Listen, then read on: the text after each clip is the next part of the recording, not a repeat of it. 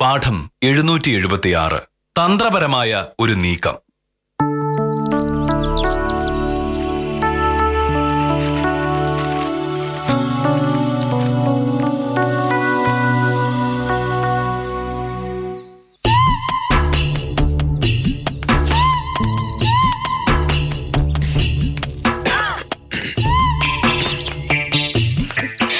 പത്രത്തിൽ എന്തൊക്കെയുണ്ട് വിശേഷം?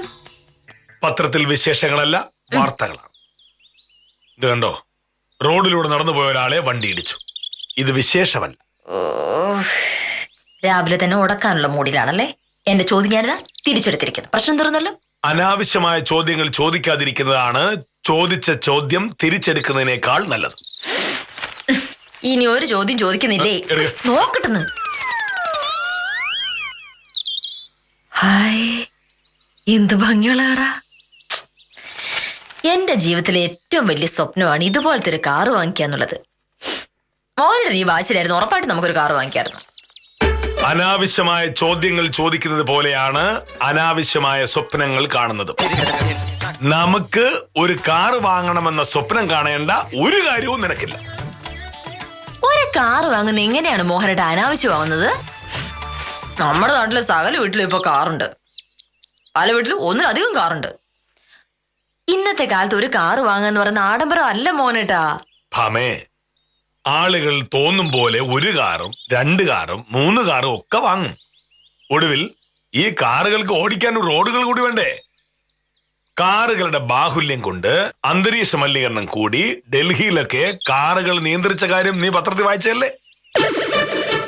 ഇപ്പോ സ്വന്തമായിട്ട് കാറുള്ളവർക്ക് പോലും എല്ലാ ദിവസവും അത് ഉപയോഗിക്കാൻ പറ്റാത്ത അവസ്ഥയിലായി ഡൽഹിയിൽ. ഇത്തരം ന്യായങ്ങളൊക്കെ മോഹനേട്ടൻ പറയുന്നുള്ള കാര്യം എനിക്ക് നന്നായിട്ട് അറിയായിരുന്നു. എന്തായാലും മോഹനേട്ടന്റെ അനുഭവത്തോടെ ഒരു കാറ് വാങ്ങാൻ പറ്റില്ല. അപ്പൊ പിന്നെ ഞാൻ എന്റെ സ്വന്തം ഉത്തരവാദിത്തത്തിൽ കാറ് വാങ്ങിക്കാൻ നോക്കും. നടക്കാത്ത കാര്യങ്ങൾ എന്തിനാണ് നീ ഇങ്ങനെ പറയുന്നത്? നടക്കുമെന്ന് മോഹനേട്ടൻ നോക്കിക്കോ. ആദ്യം ഞാൻ കാർ ഓടിക്കാൻ പഠിക്കും. അതിനൊരു വഴി ഒത്തു വന്നിട്ടുണ്ട്. എന്നിട്ട് മോഹനേട്ടൻ അറിയാതെ ഞാനൊരു കാർ വാങ്ങും. ആ കാറേ ഈ വീടിന്റെ ഇവിടെ ഈ മുറ്റത്ത് വന്നിക്കുമ്പോഴേ മോഹനയുടെ കാര്യം അറിയുള്ളൂ. അപ്പൊ നോക്കാം നമുക്ക്. ഞാനിപ്പ ഈ പറയുന്നൊക്കെ വെറുതെ ആണെന്ന് മോഹനേട്ടൻ തോന്നുന്നുണ്ടോ? ശരി, അങ്ങനെയാണെങ്കിൽ അങ്ങനെ.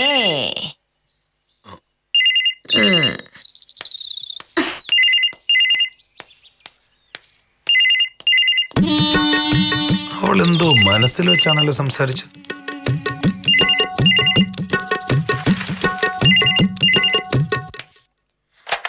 ഹലോ, അതെ. വിദ്യ, എന്താ രാവിലെ? ഓർമ്മയുണ്ട്. കൊള്ളാം. അത്ര എളുപ്പമാണെന്നാണ് നീ കരുതിയിരിക്കുന്നേ? സത്യം പറഞ്ഞിട്ടുണ്ടെങ്കിൽ ഞാൻ ആ വിഷയം മോഹനോട് സംസാരിച്ചോണ്ടിരിക്കുവായിരുന്നു. മോഹനേട്ടന്റെ സ്വഭാവം വെച്ചാൽ അത്ര എളുപ്പത്തിലൊക്കെ സമ്മതിക്കുവോ? അതുകൊണ്ട് ഞാൻ എന്റെ വഴി നോക്കാൻ തീരുമാനിച്ചു. ഈ കാര്യത്തിൽ ദിനേശൻ വക്കീല് പറഞ്ഞത് തന്നെയാണ് കാര്യം. അതെ അതെ. ഇല്ലില്ല, ഞാനും ലീവാ. അതൊക്കെ ഉണ്ട്, നീ കണ്ടോ? ശരി. ആരായി ദിനേശൻ വക്കീൽ?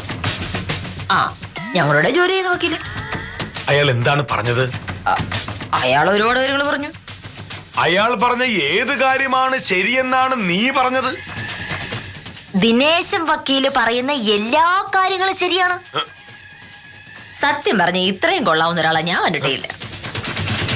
ഇന്നലെ ഉച്ചയ്ക്ക് ചോറിന് തന്നെ ഇരിക്കുമ്പോ ദിനേശൻ വക്കീല് ചോദിക്കുക, ഇക്കാലത്ത് സത്യഭാമയെ പോലൊരു വക്കീല് കാറില്ലാതെ നടക്കുന്നത് കഷ്ടല്ലേ വക്കീലേ? ദിനേശൻ വക്കീൽ അറിഞ്ഞോടല്ലോ മോഹനേട്ടന്റെ സ്വഭാവം. അപ്പൊ വിധി പറയാ, കാറില്ലാന്ന് മാത്രമല്ല കാർ ഓടിക്കാനും എനിക്ക് അറിഞ്ഞൂടാന്ന്. ദിനേശൻ വക്കീൽ എന്റെ നേരെ ഒരു നോട്ടം നോക്കി. ഞാനാകെ ചൂടിപ്പോയി. അപ്പൊ പുള്ളിക്കാരൻ എന്നോട് പറയാ, സത്യഭാമയെ പോലെ മിടിക്കായ ഒരാൾക്ക് കാർ ഓടിക്കാൻ അറിയില്ല എന്ന് പറഞ്ഞിട്ടുണ്ടെങ്കിൽ അത് നാണക്കേട് തന്നെയാണ്. ഒരൊറ്റ ദിവസം കൊണ്ട് എന്നെ ഡ്രൈവിംഗ് പഠിപ്പിക്കാന്ന് ദിനേശൻ വക്കീല് പറഞ്ഞിട്ടുണ്ട്. ദിനേശൻ വക്കീല് നിന്നെ ഡ്രൈവിംഗ് പഠിപ്പിക്കുക? എന്താണ് ദിനേശ വക്കീൽ പഠിപ്പിച്ചോണ്ട് ഞാൻ എന്താ പഠിക്കൂലേ? അല്ല പിന്നെ ദിനേശൻ വക്കീൽ ഡ്രൈവിംഗ് പഠിപ്പിക്കുക. ഓഹോ, കൊള്ളാം. അപ്പോ നീ കാറ് വാങ്ങണം എന്ന് പറഞ്ഞത് ഇതിനാണല്ലേ? ഏതോ വായു നോക്കി വക്കീലിന് ആളാവാൻ വേണ്ടി. മനസ്സിലായില്ല. നിന്നെ പോലൊരു വക്കീലിന് സ്വന്തമായിട്ട് കാറില്ല എന്നുള്ളതൊരു കുറവാണ് എന്ന് ദിനേശൻ വക്കീൽ പറഞ്ഞപ്പോ അത് ന്യായമാണെന്ന് നിനക്ക് തോന്നി. നിന്നെ പോലൊരു വക്കീലിന് കാർ ഓടിക്കാൻ അറിയില്ല എന്ന് ദിനേശൻ വക്കീൽ പറഞ്ഞുകൊണ്ട് മാത്രം നീ ഒരു ഡ്രൈവിംഗ് അങ്ങ് പഠിച്ചു കളയാമെന്ന്. അത്രയുമായപ്പോ അയാൾ പറഞ്ഞു, ആമേ വേണോ ഞാൻ തന്നെ പഠിപ്പിച്ചു തരാം. എന്താ ഇതിനർത്ഥം? ഇതിന് ഇപ്പൊ മോഹനേട്ടൻ പറഞ്ഞതല്ലാത്ത വേറെന്താ അർത്ഥമാണുള്ളതെന്ന് എനിക്ക് മനസ്സിലായില്ല. നിനക്ക് സാമാന്യ ബുദ്ധി ഉണ്ടായിരുന്നെങ്കിൽ ദിനേശൻ വക്കീലിന്റെ മനസ്സിലിരിപ്പ് നിനക്ക് മനസ്സിലായേനെ. ഇങ്ങനെ ഓരോ വേഷം കെട്ടില് കെട്ടി സ്ത്രീകളെ വശീകരിക്കുന്ന ഒരു ഭയങ്കരനാണ് ദിനേശൻ വക്കീൽ എന്ന കാര്യത്തിൽ എനിക്ക് ഒരു സംശയമില്ല. വെറുതെ മാന്യന്മാരെ പറ്റി വൃത്തിയോട് പറയാൻ നിൽക്കല്ലേ. ദിനേശൻ വക്കീലിന് എനിക്ക് എത്രയോ വർഷങ്ങളായിട്ട് അറിയാവുന്നതാണ്. ദിനേശൻ വക്കീൽ നല്ലൊരു മനുഷ്യനാ. അങ്ങനെ ഒരാളെ പറ്റിയാണ് ഈ വേണ്ടാതിനം പറയുന്നത്. വഴിയിൽ കാണുന്ന സ്ത്രീകളോടൊക്കെ ഞാൻ ഡ്രൈവ് പഠിപ്പിച്ചുതരാം, ഞാൻ ഡ്രൈവ് പഠിപ്പിച്ചുതരാം മര്യാദ. ഞാൻ ഒരു ദിവസം എത്രയോ സ്ത്രീകളെ കാണുന്നു. അവരോട് ആരോടും ഞാൻ അങ്ങനെ പറയുന്നില്ലല്ലോ. മോഹനേട്ടൻ എന്താ പറയാ? ഡ്രൈവിംഗ് പഠിപ്പിക്കാമെന്ന് പറയണമെങ്കിൽ തന്നെ സാറിന് ഡ്രൈവിംഗ് അറിയണ്ടേ? മോഹനേട്ടാ ഒന്നിങ്ങോട്ട് നോക്കി. ഇവിടുത്തെ ശരിയായ പ്രശ്നം എന്താന്ന് ഞാൻ പറയട്ടെ. പ്രായവിത്രയായിട്ടും വലിയ വില്ലേജ് ഓഫീസറായിട്ടും മോഹനേട്ടന് വണ്ടി ഓടിക്കാൻ അറിയില്ല എന്നുള്ളത് ഒന്നാമത്തെ സത്യം. നാട്ടിലുള്ള കൂലിപ്പണിക്കാർ പോലും കാറ് വാങ്ങിയിട്ടും നമ്മുടെ വീട്ടിലൊരു കാറില്ല എന്നുള്ളത് മോഹനേട്ടൻ ഒടുക്ക് തപ്പിച്ചുകൊണ്ടാണെന്നുള്ളതും രണ്ടാമത്തെ സത്യം. ഈ രണ്ട് സത്യം അംഗീകരിക്കാൻ മടിയായതുകൊണ്ടാണ് മോഹനേട്ടൻ വെറുതെ ദിനേശൻ വക്കീലിനെ കുറ്റം പറഞ്ഞ് ഇപ്പൊ രക്ഷപ്പെടാൻ നോക്കുന്നത്. അതല്ലേ സത്യം? കഷ്ടം തന്നെ.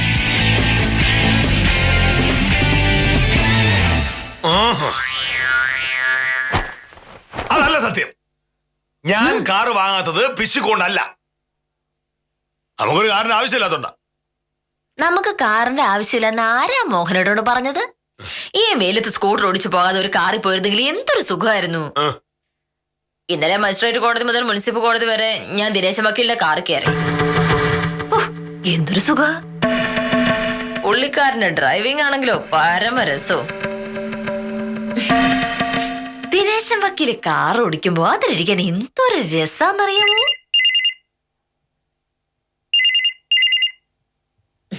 സാറിന്റെ ഷർട്ട് മുണ്ടും ഞാൻ തേച്ച് വെച്ചിട്ടുണ്ട്. അതെടുത്തിട്ട് വേഗം ആഫീസിൽ പോയാട്ടെ.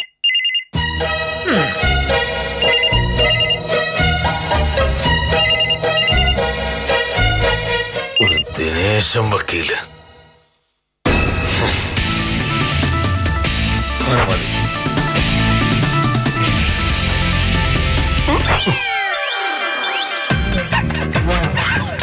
താനായിരിക്കും ഇപ്പൊ വിളിച്ചത്? അതെ അതെ, ജീവിതത്തിൽ ചെയ്യേണ്ട കാര്യങ്ങൾ ചെയ്യേണ്ട സമയത്ത് തന്നെ ചെയ്യണ്ടേ. അതുകൊണ്ടാണ് ഞാൻ ഇപ്പോ ഇങ്ങനെ ഒരു തീരുമാനം എടുത്തത്. എന്തായാലും ഇനി വെച്ച കാൽ പിന്നോട്ടില്ല. സംഭവം അറിയുമ്പോ മോഹനേട്ടൻ വഴക്കുണ്ടാക്കുന്നുള്ള കാര്യം എനിക്കറിയാം. എന്നാലും ഞാൻ രണ്ടും കൽപ്പിച്ചു തന്നെ. മോഹനേട്ടൻ രാവിലെ പോയിട്ടുണ്ടെങ്കിൽ വൈകിട്ട് ഒരു 5:15 ആകുമ്പോഴേ തിരിച്ചെത്തുള്ളൂ. അതിനിടയില് ഒരു 2 മണിക്കൂർ നമുക്ക് കാറിൽ സുഖമായിട്ട് കറങ്ങാം.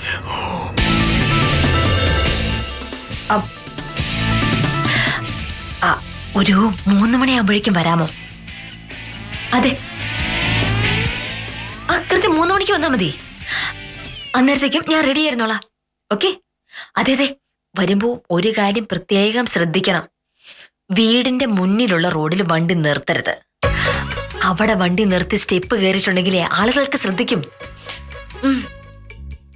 അതോടെ സംഗതി മോഹനേട്ടന്റെ ചെവിയിലെത്തും. പുറകുവശത്ത് ഒരു ഗേറ്റ് ഉണ്ട്. അതിന്റെ പുറത്തെ റോഡിൽ വന്നിട്ട് എന്നെ ഒന്ന് ഫോൺ ചെയ്താൽ മതി. ഞാൻ ഇറങ്ങി വന്നോളാം. അന്നേരം തിരിച്ച് എന്നെ അവിടെ തന്നെ കൊണ്ടുവന്ന് വിടണം. ഓക്കെ, അപ്പൊ കൃത്യം 3 മണിക്ക്. അതെ, നമ്മള് രണ്ടുപേരും അല്ലാതെ വേറെ ആരും ഇത് അറിയരുത്. അറിഞ്ഞ മോഹനേട്ടന്റെ ചെവിയിലെത്തുന്നുള്ള കാര്യം ഉറപ്പല്ലേ?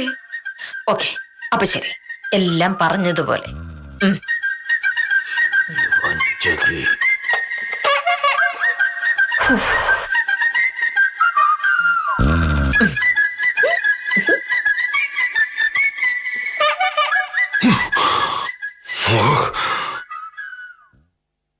ഭർത്താവിനെ ഒളിച്ച് ദിനേശൻ വക്കീലിന്റെ കാറിൽ നാട് ചുറ്റുന്നിടം വരെയായി കാര്യങ്ങൾ. വഞ്ചകി.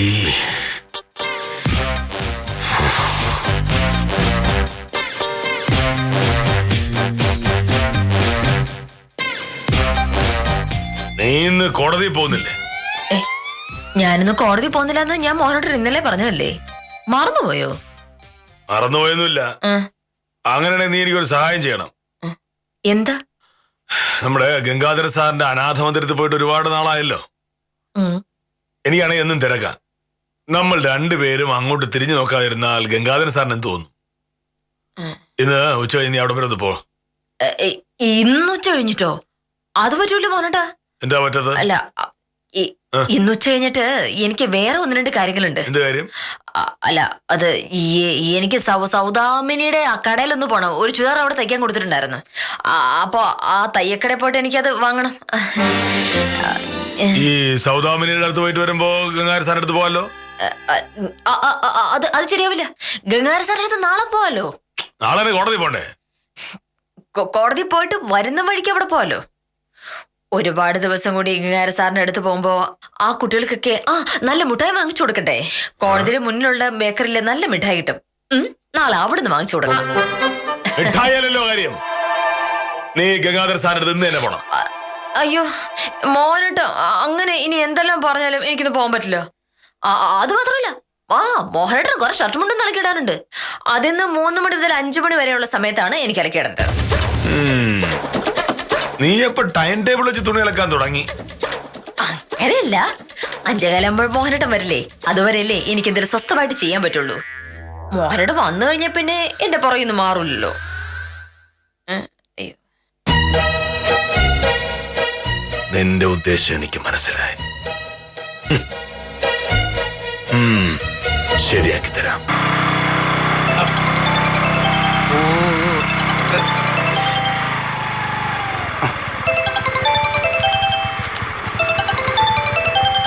ഹലോ, അതെ. പുഷ്പ ചേട്ടാ, കാര്യങ്ങളൊക്കെ ഞാൻ അറിഞ്ഞു. ഇതിലിപ്പോ ധൃതി കാണിച്ചിട്ടൊന്നും വലിയ കാര്യമൊന്നുമില്ല. ഞാൻ ഒന്ന് നോക്കട്ടെ. എന്തെങ്കിലും നടക്കുന്നുണ്ടെങ്കിൽ ഞാൻ പുഷ്പ ചേട്ടനെ അങ്ങോട്ട് വിളിച്ചോളാം. ഓ ശരി ശരി ശരി.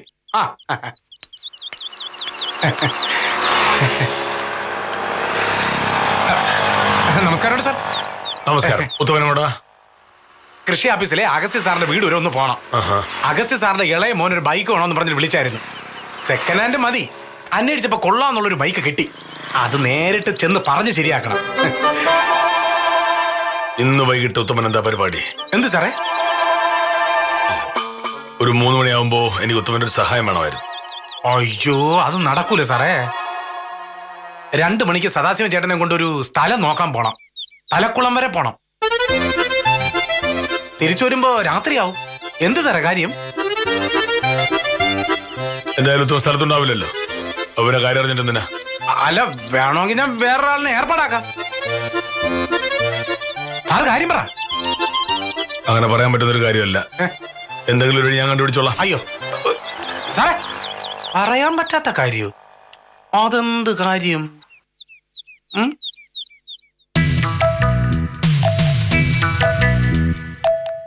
ഉള്ളത് പറയാലോ കാഞ്ഞന സാറേ. സുശീലെ ഞാൻ കുറ്റം പറയും. കോടീശ്വരനായ ഒരു കെട്ടിയവനുള്ളതുകൊണ്ട് മാത്രം ആയില്ലല്ലോ. ആ കാശ് ചെലവാക്കാനുള്ള ഒരു മനസ്സും കൂടി വേണ്ടി. ഈ കാശ് മുഴുവൻ ഇങ്ങനെ കെട്ടിപ്പൊതിഞ്ഞ് വച്ചിരിക്കുന്നത് എന്തിനാണെന്നാ ഞാൻ ആലോചിക്കുന്നത്. കുറച്ചെടുത്ത് ചെലവാക്കിക്കൂടെ? ഞാനൊരു കാര്യം പറയാം കാഞ്ചന സാർ. ചെന്താമരാശം പിശുക്കണാണെന്നുള്ള കാര്യം നേരാ. സുശീലയുടെ ന്യായമായ കാര്യങ്ങൾ പോലും അവൻ സാധിച്ചു കൊടുത്തിട്ട് പോലും ഇല്ല. പക്ഷേ ആ സമയത്ത് ഒരു ദരിദ്രവാസിയുടെ കൂടെ ഒളിച്ചോടിപ്പോയാൽ എന്ത് ചെയ്യാനാ? ദാസപ്പം കോടീശ്വരനല്ലേ ആയിരിക്കും, പക്ഷെ നല്ല അധ്വാനിയാ. അവൻ ഓടിക്കുന്ന ആ ടാക്സി കാറ് തന്നെ അവൻ ലോൺ എടുത്ത് വാങ്ങിയതാ. അതുമാത്രല്ല, കാശുണ്ടായിട്ട് ചെലവാക്കാത്ത ചെന്താമരാക്ഷന്റെ കൂടെ കഴിയുന്നതും കാശില്ലാത്ത ദാസപ്പന്റെ കൂടെ കഴിയുന്നതും ഒരുപോലല്ലേ? സുശീല ചെയ്തതിൽ ഒരു തെറ്റുമില്ല.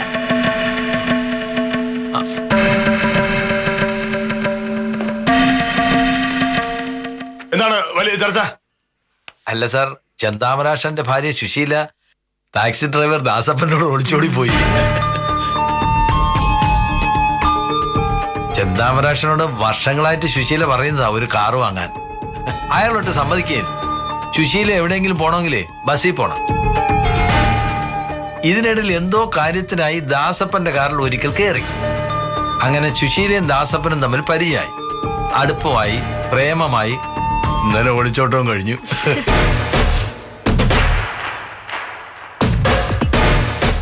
ഇതിനെ വൃത്തികൾ പറയാനല്ല സർക്കാർ നിങ്ങൾ ശമ്പളം തരുന്നത്.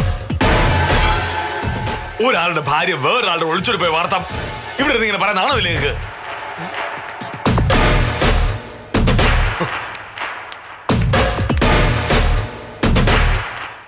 അതിന് സാറത്തിനാ നമ്മളോട് ചൂടാവണത്? നമ്മൾ പറഞ്ഞിട്ടാണോ സുശി അയാളോട് ഒളിച്ചോടി പോയത്? കൊള്ളാലോ.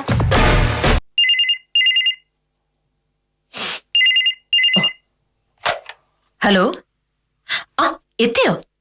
ആ ഞാൻ റെഡിയാ. പുറകുവശത്തല്ലേ വന്നത്? ആ കാർ തിരിച്ചിട്ടോ, ഞാൻ ഇതാ വരുന്നു. അതെ, ഇങ്ങോട്ട് വരുന്നത് ആരും കണ്ടില്ലല്ലോ. വേറൊന്നുമല്ല, ആരെങ്കിലും കണ്ടിട്ടുണ്ടെങ്കിൽ മോഹനന്റെ മരുന്ന് വഴി തന്നെ പറഞ്ഞു കൊടുക്കും. അതുകൊണ്ടാ ഞാനിതാ വരുന്നു.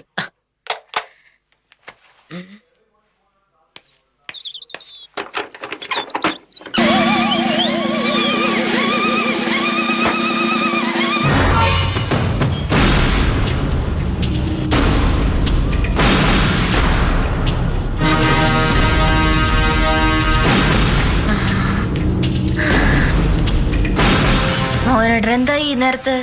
മണി 3 കഴിഞ്ഞാലുള്ളൂ. എന്നെ തീരെ പ്രതീക്ഷിച്ചില്ലല്ലേ? എങ്ങോട്ടാ? ഞാൻ ഓ, സൗദാമിനിയുടെ കടയിൽ ചുരിദാർ വയ്ക്കാൻ പോവുകയായിരിക്കും അല്ലേ? അതെ അതെ അതെ അതെ, മോഹനേട്ടൻ അതെല്ലാം ഓർത്തിരിക്കല്ലേ? ഓർക്കാതെ പറ്റില്ലല്ലോ. ഭാര്യ എപ്പോൾ ആരുടെ കൂടെ എവിടെയൊക്കെ പോകുന്നുവെന്ന് ഭർത്താവ് അറിഞ്ഞിരിക്കണമല്ലോ. അങ്ങനെ അറിയാത്ത ഭർത്താക്കന്മാർക്ക് പല അബദ്ധവും പറ്റിയിട്ടുണ്ട്. അതുപോലെ അബദ്ധം പറ്റുന്ന ഒരു ഭർത്താവാകാൻ കെ മോഹനൻ സാറിന് വയ്യ. അല്ല, എങ്ങോട്ട്? സൗദാമിനിയുടെ കടയിലേക്ക് ഞാനും കൂടി വരാം. അല്ല, അതിനെന്തിനാ മോഹനേട്ടൻ വരണേ?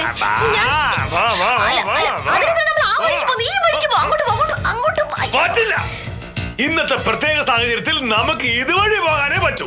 അത് വേണ്ട, ഇത് ആഹാ, പറഞ്ഞതുപോലെ തന്നെ സംഭവിച്ചല്ലോ. കിടക്കുന്നത് കാർ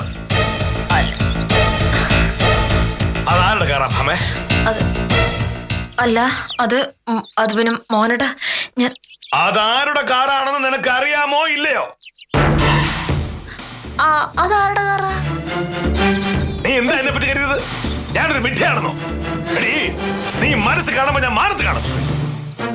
അല്ല മോഹനേട്ടാ, മോഹനേട്ടൻ വിചാരിക്കുന്ന പോലെ ഒന്നുമല്ല. ഞാൻ എന്തൊക്കെയാണ് വിചാരിക്കുന്നത് നിനക്കറിയില്ല. അത് പറഞ്ഞു തരുന്നതിനേക്കാൾ നല്ലത് പ്രവർത്തിക്കുന്ന അത്രയ്ക്കായോ?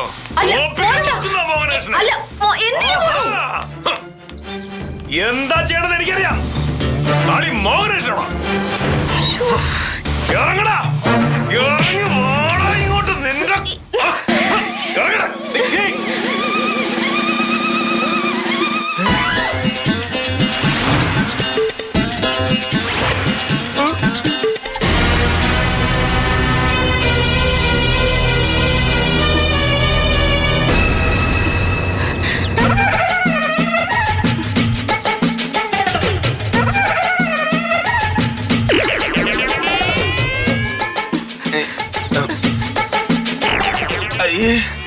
നിങ്ങളാരാ? താനാരോട് എന്റെ കൈ കയറി പിടിക്കാൻ? സത്യഭാമ പറഞ്ഞല്ലോ, സത്യഭാമയുടെ കെട്ടിയവൻ പരമയോഗ്യനാണെന്ന്. ഇതാണോ യോഗ്യത? ഞാൻ കരുതിയത്. എന്നോട് ക്ഷമിക്കണം. താനൊന്നും പറയണ്ട. ഇത്തരം ഞരമ്പ് രോഗമുള്ള ഒരുപാട് പേര് ഞാൻ കണ്ടിട്ടുണ്ട്. തന്റെയൊക്കെ കരണക്കുറ്റി അടിച്ച് പൊട്ടിക്കുക വേണ്ടത്. പക്ഷെ സത്യഭാമയുടെ ഭർത്താവാണല്ലോ എന്ന് ഓർത്ത് മാത്രമാണ് ഞാൻ ക്ഷമിക്കുന്നത്. അല്ല അത് മോഹനേട്ടനെ അറിഞ്ഞില്ല സുഗന്ധിയാണ് കാറിലിരിക്കുന്നതെന്ന്. സത്യമായിട്ട് അറിഞ്ഞില്ല. ആരേലും ആണുങ്ങളാണെന്ന് കരുതിയിട്ടാ മോഹനേട്ടൻ അങ്ങനെ ചെയ്തത്. അങ്ങനെയല്ലേ മോഹനേട്ടൻ? അതെ അതെ അതെ. ആ അതെ അങ്ങനെയാ. പെണ്ണുങ്ങളെ ഡ്രൈവിംഗ് പഠിപ്പിക്കുന്ന ആണുങ്ങളാണോ? ദേ ഈ നാട്ടിലുള്ള 50 പെണ്ണുങ്ങളെങ്കിലും ഞാൻ ഡ്രൈവിംഗ് പഠിപ്പിച്ചിട്ടുണ്ട്. ഇതുവരെ ഇങ്ങനെ ഒരു അബദ്ധം ഉണ്ടായിട്ടില്ല. ഭർത്താവ് അറിയാതെ ഡ്രൈവിംഗ് പഠിക്കണമെന്ന് സത്യഭാമ പറഞ്ഞപ്പോ ഞാൻ കരുതി ഡ്രൈവിംഗ് പഠിക്കാൻ ഭർത്താവ് സമ്മതിക്കാത്തോണ്ടായിരിക്കുന്നു. ഇപ്പോഴല്ലേ മനസ്സിലായത് പെണ്ണുങ്ങളെ കണ്ട കയറി പഠിക്കുന്ന സ്വഭാവം ഭർത്താവിനുള്ളത് കൊണ്ടാ സത്യഭാമ എന്നോട് രഹസ്യമായി വരാൻ പറഞ്ഞത്. അയ്യോ അങ്ങനെയൊന്നുമല്ല. ഒന്നും പറയണ്ട, എല്ലാം എനിക്ക് മനസ്സിലായി.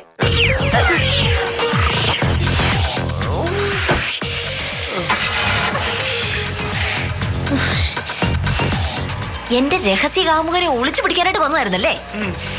അല്ല ഓ ഞാൻ കരുതി ദിനേശൻ വക്കീലാണ് എന്നല്ലേ? എന്റെ മോഹനേട്ടാ അങ്ങനെ ഒരാൾ ഒരു അഭിപ്രായം പറയുമ്പോഴേക്കും ആ കൂടെ കൂടി ഡ്രൈവിംഗ് ഓടിക്കാൻ പോകണം ഞാനൊരു തമാശ പറഞ്ഞതല്ലേ? അല്ല മോഹനേട്ടാ കൃത്യം 3 മണിക്ക് തന്നെ സുഗന്ധി വരുമെന്ന് മോഹനേട്ടൻ എങ്ങനെയാ മനസ്സിലാക്കിയേ? രാവിലെ ഫോണിലൂടെ സംസാരിച്ച് ഞാൻ ഒളിച്ചു കേട്ടായിരുന്നു. ഞാൻ കരുതി ദിനേശൻ വക്കീലായിരിക്കും.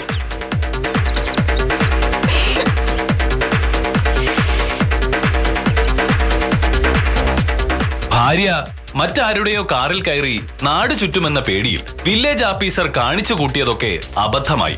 ആവശ്യമില്ലാത്ത കാര്യങ്ങൾ സങ്കല്പിച്ചുണ്ടാക്കി മനസമാധാനം കളയുന്ന സകല ഭർത്താക്കന്മാർക്കും ഇതൊരു പാഠമായിരിക്കട്ടെ എന്ന് ആശംസിച്ച് ഇന്നത്തേക്ക് വിടാം. കാര്യം നിസാരം തുടരുന്നു.